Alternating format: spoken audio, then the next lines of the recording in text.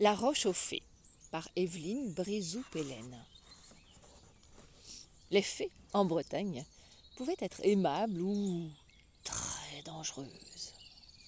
La nuit du clair de lune, on les entendait chanter en peignant leurs longs cheveux et alors, malheur à celui qui s'arrêtait et mêlait sa voix à la leur.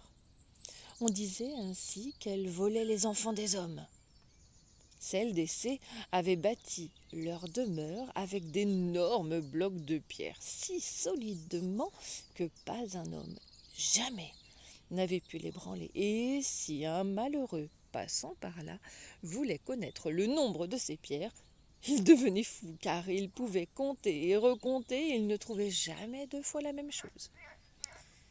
Cette demeure gigantesque existe encore. On l'appelle la roche aux fées. Sa construction remonte à la nuit des temps, alors que les fées étaient encore nombreuses dans nos campagnes. La roche aux fées. Quand les fées décidèrent de s'établir à Essé, elles commencèrent par se partager le travail. Les unes allaient chercher les blocs de pierre dans la forêt de Thel, et les autres bâtissaient, agençaient avec grand soin ces rochers gigantesques que 1000 hommes n'auraient pu soulever, les plaçaient et déplaçaient jusqu'à ce que l'ensemble leur parût parfait.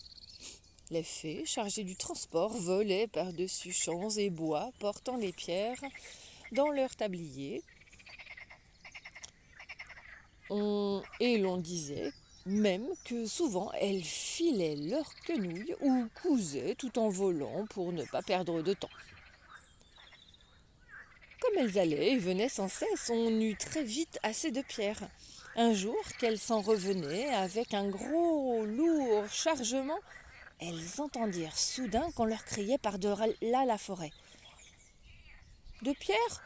Il n'en est plus besoin. Notre demeure est terminée. » Or, elles étaient à cet instant nombreuses dans les airs, avec chacune une lourde charge dans leur tablier. Que faire de toutes ces grandes dalles ? Ne voulant pas les rapporter là où elles les avaient prises, elles les lâchèrent sur place et rejoignirent leur nouveau logis. Du jour où les fées furent installées, il se passa dans les environs des choses bizarres et inquiétantes. Des enfants disparaissaient. On pouvait trouver un beau matin dans le petit lit un enfant maigrelet bien différent de celui qu'on y avait laissé, car les bébés que les fées mettaient au monde étaient chétifs, et elles préféraient les échanger avec ceux des hommes plus beaux et forts.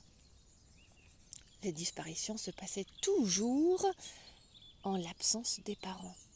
On n'osait plus quitter les yeux des nourrissons. Un jour, un paysan et sa femme apprirent qu'une fée rôdait aux environs, cherchant un bébé. Comme ils avaient un très bel enfant magnifique, ils eurent peur pour lui. Mais comment, quand on travaille au champ, veiller de jour et de nuit ? Pour faire croire à la fée qu'il n'y avait plus personne à la maison, l'homme décida donc d'envoyer sa femme mener les vaches au pâturage. Et il se cacha près du berceau.